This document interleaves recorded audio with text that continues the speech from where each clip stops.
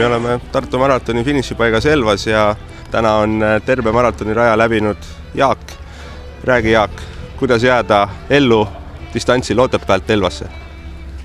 Eelkõige tuleb stardis valida mõõdukas ja mõistlik tempo, et see paar kohta, mis stardirusinas võita annab, hiljem maksab väga tõsiselt kätte, et võtke rahulikult stardist ja jälgige ilma, jälgige just riietuse jaoks seda ja oluline on igas toitlustuspunktis kinni pidada ja olgem ausad ise.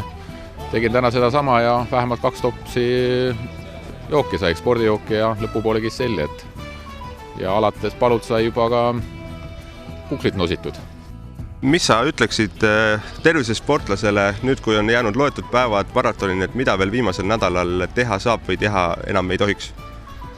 No kindlasti ei tohiks nüüd langeda sellesse, et ma olen äkki liiga vähe treeninud, et see viimase nädala treening enam väga palju paremaks ei tee, aga kindlasti soovitaksin võib-olla 2 korda suuskadel käia tunnike poolteist, et natukene liikuda ja mõõdukalt rahulikus tempos.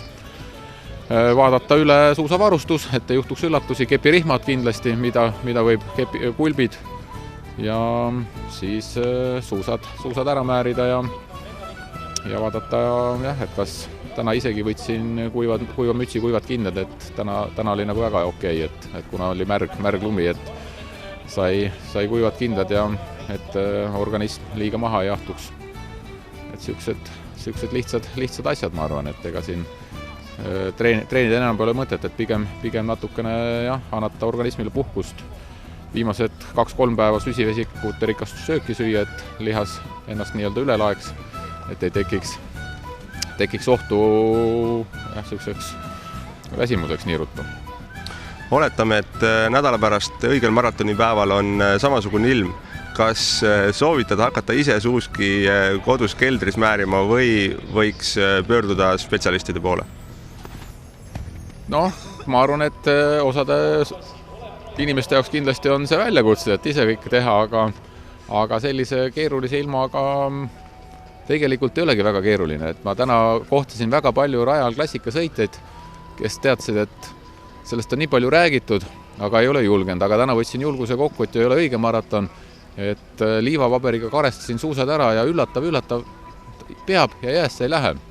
Et selles mõttes tasu spetsialistide poole pöörduda ja mitte seda karta, et täna oli tõesti päris palju inimesi, kes julgesid seda sammu ette võtta ja kindlasti on ta suhteliselt kindla peale minek 0 kraadi ja värske sadava lumega. Aga kui on siuke ilus talveilm, nagu ta praegu lubab, siis kindlasti spetsialistid oskavad häid soovitusi anda ja määrivad teie suusad piisavalt hästi pidama, et seda maratoni nautida. Jaak, räägi ka seda, et kas nüüd viimased 3-4 päeva enne maratoni oleks vaja eraldi rõhku panna mingisugusele spetsiaalsele toitumisele või süüa tavapärasest rohkem?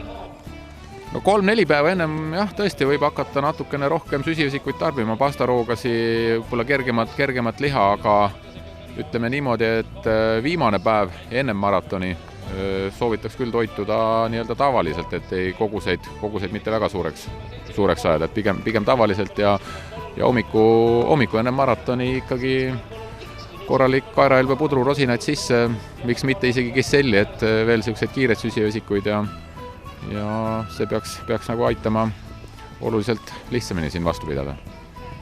Räägi, kui palju enne maratoni starti tohiks süüa või peaks sööma, et kui palju peaks jääma nagu söömise ja stardi hetkeni? No ma arvan, et tavainimese puhul, kui te tulete võib-olla kaugemalt ja autosõit on ees, et siis nii-öelda hommiku tõustes need süsivesikud ära tarbida, tee peale kaasa võtta spordijooki, mida kindlasti tasub tarbida, võib-olla väike batoon, et kui te juba siin stardisaginas tund ennem veel viimased ampsud võtate, et ei ole kindlasti hullu ja vedelikku võib tegelikult tarbida kuni stardihetkeni välja. Et söömisega annab siis liiga teha, kui minnakse sõitu võitma, et siis võib hakata see toit võib-olla natukene üles tulema, aga kui mõistusega rahulikult minna, siis tunnik enne starti veel midagi näksida ei ole üldse hullu. Kas peaks rajale kaasa võtma ise spordijooki, keele, batoone? Seda võib kindlasti teha, et kui enda kogemust võib öelda, et kui rahulikult nagu täna sõitsime, siis tegelikult nendest joogipunktidest täitsa piisab. Aga kui tempo on intensiivsem, higistad rohkem, annad rohkem vedelikku välja, siis tegelikult nii-öelda tippsportlasena Tartu maratoni sõites tundus, et neid on vähe. Et siis võtsin ise kaasa ja tarbisin ka ise jooki, et kuidas teile tundub, aga igaks juhuks võiks ju võtta, et väike batoon või keel kaasa ja keeli tegelikult soovitakse batooni siis võtta vahetult ennem toitlustuspunkti, et toitlustuspunktist vett isegi täitsa peale juua ja siis ta hakkab imenduma, et ei jää ka suu kuivaks, et sellised omad väiksed nipid ja igas punktis tegelikult on piisavalt siin neid joogi ja kisselli soovitakse juua, et see on ka kiire süsivesik täitsa. Mis tavaliselt sinu kogemus on, milline on maratonil kõige raskem hetk, et võib-olla millise toidupunkti läheduses peaks eriti rõhku panema selliste toitainete laadimisele?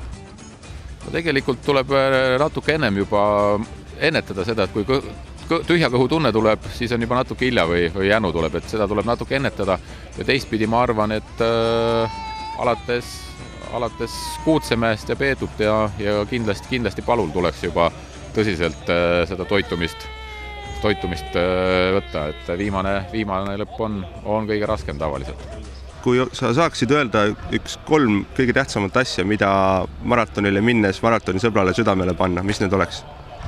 No kõigepealt võtkem asja mõnuga, et alustame rahulikult, ei torma, ei trügi, keegi kukub ees, tõstame käe, anname märku, ja pigem aitame sõbra püsti ja teistpidi ongi siuke vedeliku tarbimine ja siuksed, ja lõpetada tuleb hea emotsiooniga, et oleks järgmine aasta hea uuesti tulla.